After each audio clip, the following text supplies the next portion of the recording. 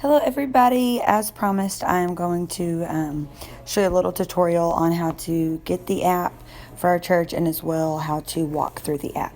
So first you want to go to whatever your phone's app store is. This is an Apple phone, so I'm just going to go right to the app store. You will type in, as it's up here, tithe.ly. What you want to do is you want to go to the second one that's blue and it says church app. We'll go ahead and get that downloaded. If you weren't there for the announcement on Sunday, this will replace our GroupMe. It will also replace our Dropbox where we were previously uploading sermons. It connects very, very well with our new website, so everything will, Lord willing, coordinate very well. Okay, so now we're going to click the open.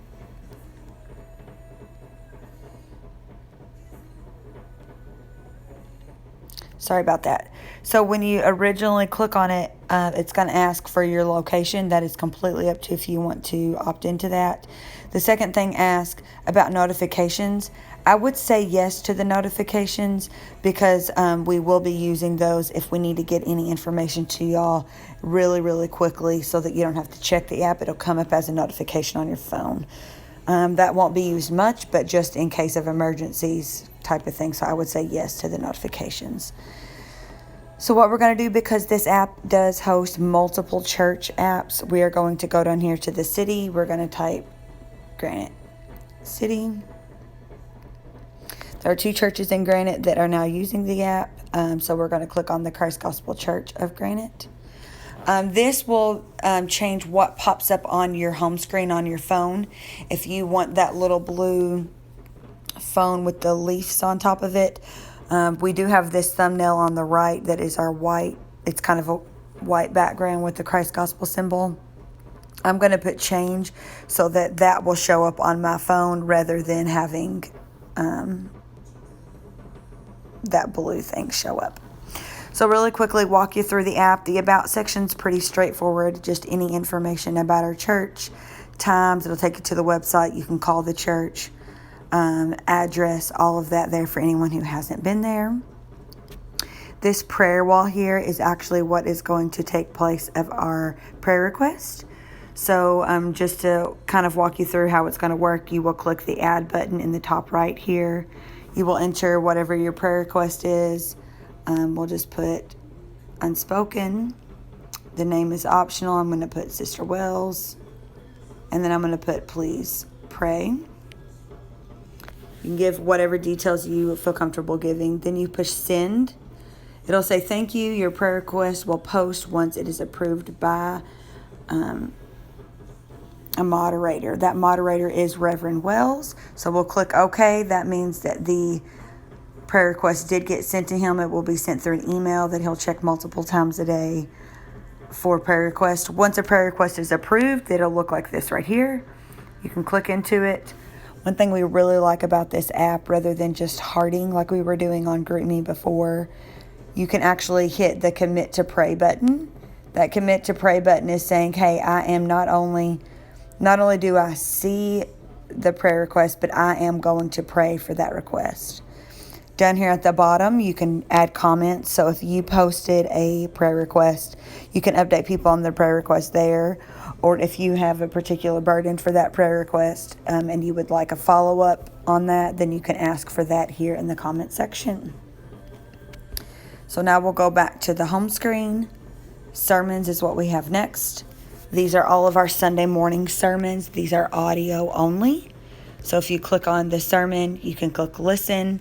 Some really neat features on here. You can play it. You can speed it up 30 seconds or back 15 seconds. Change the volume on it. Very, very easy to use. Very straightforward to use there. So we really love that feature. These will stay up indefinitely unless we run into some storage issues later on. Eventually, Lord willing, when we get back to full services, the Sunday school will be recorded and put on here as well. But for right now, we are only doing Sunday morning sermons. So if you click next to this news feed, what this news feed is it is showing you the church's Facebook page. So you'll see some encouraging things that are being shared from Jeffersonville's page or being put out by our local church here. One really neat feature is if you do not have Facebook, you can actually click, this is a video here that's in blue. That video you can watch without even having a Facebook account, so you can still glean from anything that Christ Gospel puts out that is shared on our local church page. We are also going to use this section here for our announcements. Those announcements will be put up on Mondays. So if we make an announcement in Sunday morning service, you miss that Sunday morning service, or you miss the announcement or need another detail, the same graphics that are posted on the announcement board when you are leaving the church, there on the left, will be posted right here in this section on Mondays, so you can keep up with any announcements or check back on details or things like that. All right, we're going to skip the give section for right now, go right to videos. This video section here is the full service of our Sunday morning services right now. This is not live. You cannot watch them live, unfortunately. Tithely is in the process of having the ability to stream live videos, so we will keep you updated as that becomes available. So right now, if you want to watch it live, you do have to go to the church YouTube channel to be able to see that. This will post the next day after the recording has uploaded to the YouTube channel. These videos we intend to leave up as long as our sound quality is good. Reverend Wells has been working hard to improve our sound quality and adjust it to make sure that these are usable and watchable. So you'll notice that there's not a whole lot there as of now. We had some sound issues those first several weeks, so these will stay up unless they're sound issues. And then if we are able to do a live from our app, we will let you know, but as of now, these will just be uploaded the next day. Then you have a basic Bible app here. This is a very, very basic app, but if for the word, for the Bible. But if you are listening to a sermon and you want to click over to the Bible and read, along with them, then you are welcome to do so. Lastly, we have the giving section here on the bottom. This giving section will replace our my phone has timers set on it, so we don't use too much screen time. So this will replace what we were currently using for PayPal. So you would just type in whatever amount that you would like to donate. Right now, you can only allocate to one category at a time. That category, you can make it a recurrent gift. You can pick how often you want that gift to be auto-given. You can then give all of your information, of course. You're welcome to cover the fee, but it is not required. We do not want you to feel pressured to do that. It does explain the fee will actually come when you start processing, I think, on the next slide. There is a fee per transaction, so right now you can only allocate to one section or category. So if this is something that you're interested in for long term and you do like to allocate your giving to the church, then we encourage you to do one of two things. You can give under just offerings, or give under just whichever category. What you then will do is either email the church and let the church email know exactly how you would like that particular giving to be separated out. If it's a recurrent gift, you can just put on there, this is a recurrent gift. I would like to keep this same allocation, and then we will know how to allocate that every time. Or the other option is to fill out a tithe envelope. When you come to the next service, write tithely on the top so we know that was given online, and then we can allocate that as those transactions are reconciled.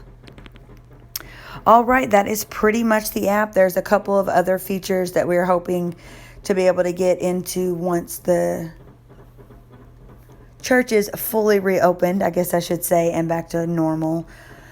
So if you'll have any questions, please contact myself, Sister Wells, or Reverend Wells, and we'd be happy to help you with anything.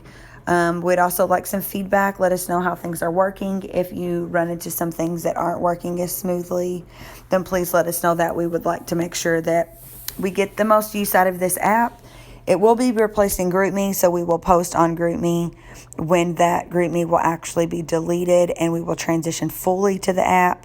So we will keep you posted on there until we do delete the app totally.